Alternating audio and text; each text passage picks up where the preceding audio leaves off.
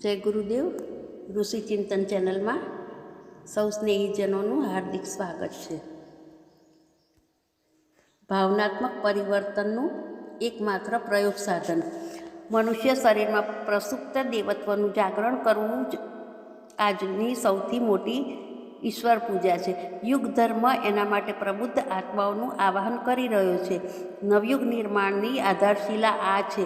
જે દાનવોની દુષ્પ્રવૃત્તિઓએ સંસારને દુઃખ દારિદ્ર્ય ભરેલ નરક બનાવ્યું છે, જે અવિવેકે પરમાત્માના પુત્ર આત્મા નિષ્કૃષ્ટતમ કીડાથી બદતર સ્તર પર લાવી દીધો, તેની નાબૂદી દેવત્વની અભિવૃદ્ધિથી જ થવાની છે. અંધકારના નાશ માટે પ્રકાશ ઉત્પન્ન કર્યા સિવાય બીજો કોઈ માર્ગ નથી.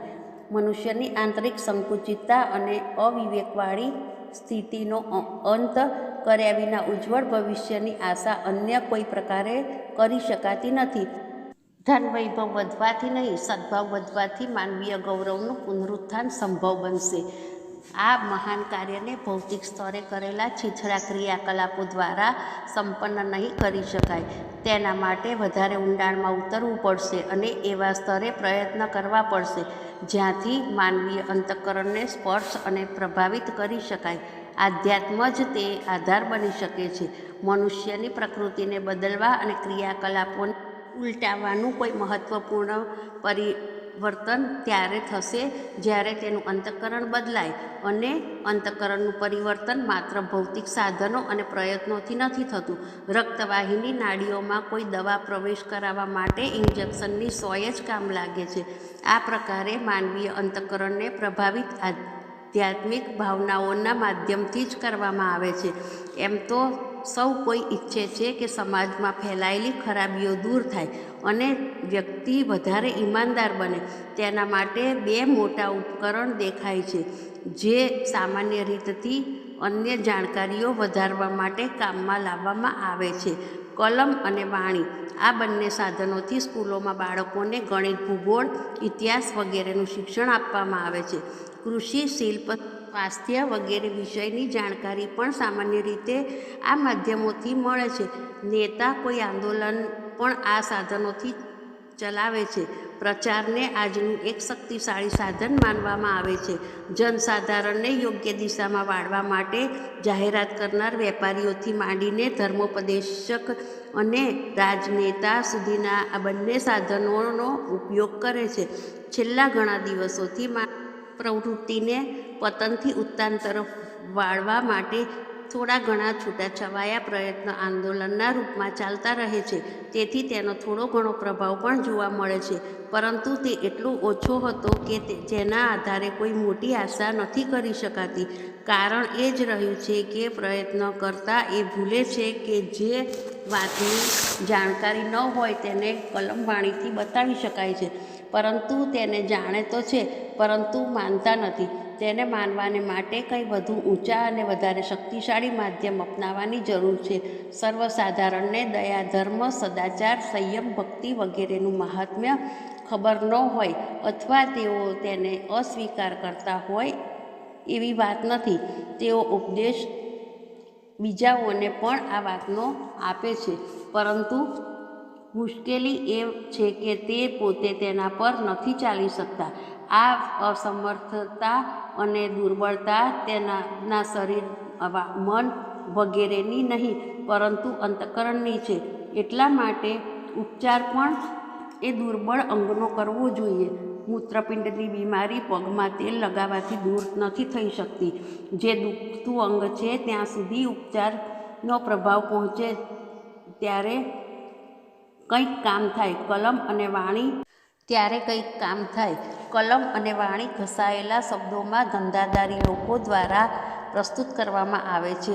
મસ્તક સુધી એક નાની લહેર પહોંચાડીને વાયુમંડળમાં અદૃશ્ય થઈ જાય છે. જોવા મળે છે કે ઘસાયેલા પ્રચારાત્મક પ્રયત્ન માનવીય અંતઃકરણને વાસના, તૃષ્ણાના આકર્ષણોથી અલગ કરીને પવિત્રતા અને પરમાર્થની દિવ્ય જ્યોતિ ઉત્પન્ન કરવામાં લગભગ નિષ્ફળ જ રહે છે. આપણામાંથી અનેક સદ્ભાવનાપૂર્વક કેટલાય સુધારાત્મક પ્રયત્નો શરૂ કરે છે, પરંતુ તેનું સ્તર છીછરું હતું, સાધન હલકા હતા એટલા માટે થોડોક પ્રભાવ દેખાડીને પછી તેનું પ્રતિફળ પણ અદૃશ્ય થઈ ગયું. સમસ્ત માનવ સમાજમાં એક વ્યાપક અને સશક્ત હિલચાલ ઉત્પન્ન કરી શકવાની, પતનના પ્રચંડ પ્રવાહને પલટી શકવાની ક્ષમતા કેવળ ઉચ્ચસ્તરીય આધ્યાત્મિક પ્રયોગોમાં જ હોય છે, અને તેનો જ્યારે સારી રીતે પ્રયોગ થયો છે તો ઇચ્છિત પરિણામ પણ સામે આવ્યું છે. આ સ્તરના પ્રયોગ ક્યારેય નિષ્ફળ નથી જતા. ભારતના વર્ચસ્વનો ઇતિહાસ તેના આત્મબળની સફળતાનો ઉદ્ઘોષ છે. ભૂતકાળમાં આપણા મહાન ઋષિ જ આ દેશની મહાન પરંપરાઓના નિર્માતા રહ્યા છે. એમની પાસે ભૌતિક સાધન ઓછા હતા, પરંતુ આત્મબળ એટલું પ્રચંડ હતું કે એવા જનસમૂહને પોતાના પ્રવાહમાં એક નિર્ધારિત સમયમાં તે રીતે વહાવી લઈને ચાલતા હતા, જે પ્રકારે પ્રબળ વેગથી વહેતી નદીઓ તણખલાને પોતાની સાથે વહેવા માટે વિવશ કરી દે છે. કાદવમાં ફસાયેલ હાથીને હજારો દેડકાના પ્રયાસ પણ ઉગારી નથી શકતા.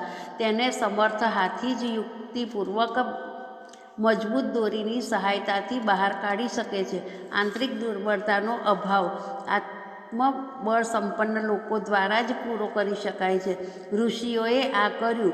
જો કે તેઓ સ્વયં પ્રકાશવાન હતા, તેથી તેઓએ પોતાના સમગ્ર ક્ષેત્રને પ્રકાશિત કરી દીધું. કહેવું ન જોઈએ કે આ દેશના નિવાસી જે વખતે આધ્યાત્મિક માન્યતાઓ અને ભાવનાઓથી પ્રભાવિત હતા, તે વખતે આ ધરતી પર સ્વર્ગ ફેલાયેલું હતું. દરેક મનુષ્યની અંદર દેવત્વ દેખાતું હતું, અને તે લાભની લાલસામાં સમગ્ર વિશ્વના લોકો ભારતવાસીઓનું માર્ગદર્શન, સહયોગ અને પ્રકાશ મેળવવા માટે ઉત્સુક રહેતા હતા.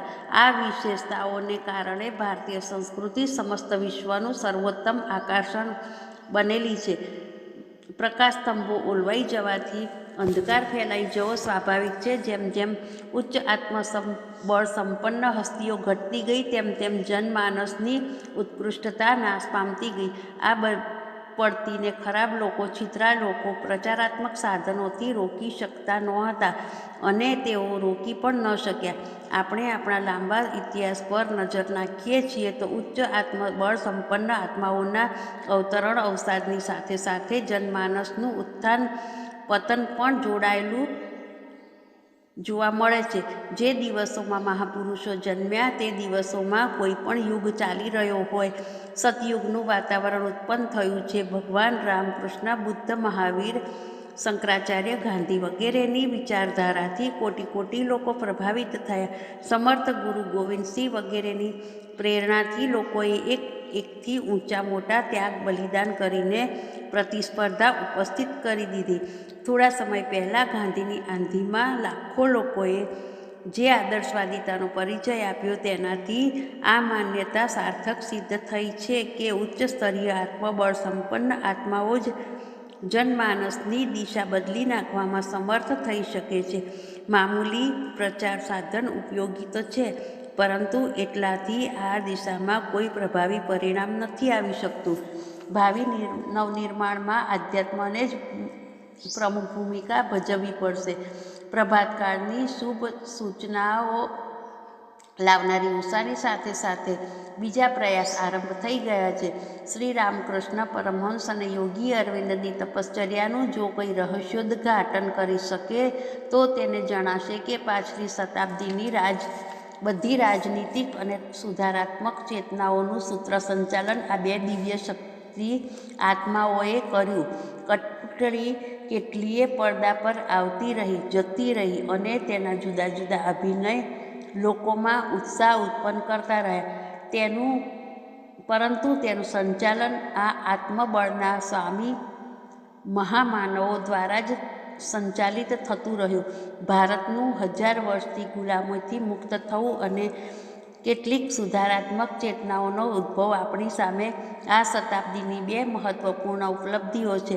તેનું પ્રત્યક્ષ શ્રેય તેને મળ્યું અને કોને ન મળ્યું તેના વિવાદમાં પડવાથી બચીને પણ આપણે જાણી લેવું જોઈએ કે આ મહાન જાગરણની પાછળ કોઈ વિશિષ્ટ અવિદિત રહસ્યમય આધ્યાત્મિક શક્તિ કામ કરી રહી હતી. આગળ જે મહાન કાર્ય બાકી પડ્યું છે, નવા યુગનું જે નવું નિર્માણ થવાનું છે, તેમાં પણ આધ્યાત્મની આત્મબળ સંપન્ન ઉચ્ચસ્તરીય મહામાનવોની મુખ્ય ભૂમિકા હશે. પ્રત્યક્ષ શ્રેય ભલે ને ઇતિહાસકાર કોઈ બીજાને આપતા રહે. વિશ્વનું ભાવિ નવનિર્માણ માનવીય ઉત્કૃષ્ટતાની અભિવૃદ્ધિ પર અવલંબિત હશે. તેના માટે પ્રેરક કેન્દ્ર કોઈ પણ કેમ ન હોય, તેને હજારો સહયોગીઓની જરૂરત પડશે. તેઓ ભલે ઊંચી યોગ્યતાવાળાઓ ન હોય, પરંતુ આત્મીય ઉત્કૃષ્ટતાની વિશેષતા તો અનિવાર્ય રૂપથી હોવી જ જોઈએ. અત્યારે આ ઉત્પાદનને સૌથી મોટું કાર્ય માનવું જોઈએ. પૂર્વજન્મોની અનુપમ આત્મીય સંપત્તિ જેની પાસે સંગ્રહિત છે, એવા કેટલાય આત્માઓ અત્યારે મોજૂદ છે. છેલ્લા ઘણા સમયથી ખરાબ પરિસ્થિતિઓમાં પડ્યા રહેવાથી આ લોખંડની તલવારો પર કાટ લાગી ગયો છે. આ કાટને ઉખેડવા માટેની ક્રિયા યુગ નિર્માણ યોજના દ્વારા પ્રસ્તુત કાર્યક્રમોની અંતર્ગત ચાલી રહી છે. આશા રાખીએ કે આગામી થોડાક વર્ષોમાં આ પ્રયોજન પૂર્ણ થઈ જશે. અત્યારે જે વ્યક્તિ બિલકુલ સાધારણ સ્તરની દેખાય છે અને જેની પાસેથી મોટા કામની આશા રાખવામાં આવતી નથી, એવી કેટલીય વ્યક્તિ અસાધારણ પ્રતિભા અને ક્ષમતા લઈને કાર્યક્ષેત્રમાં ઉતરશે અને નવનિર્માણનું મહાન કાર્ય, જે આજે માત્ર સ્વપ્ન જેવું દેખાય છે, કાલે મૂર્તિમંત સત્યના રૂપમાં પ્રસ્તુત કરતા દેખાશે.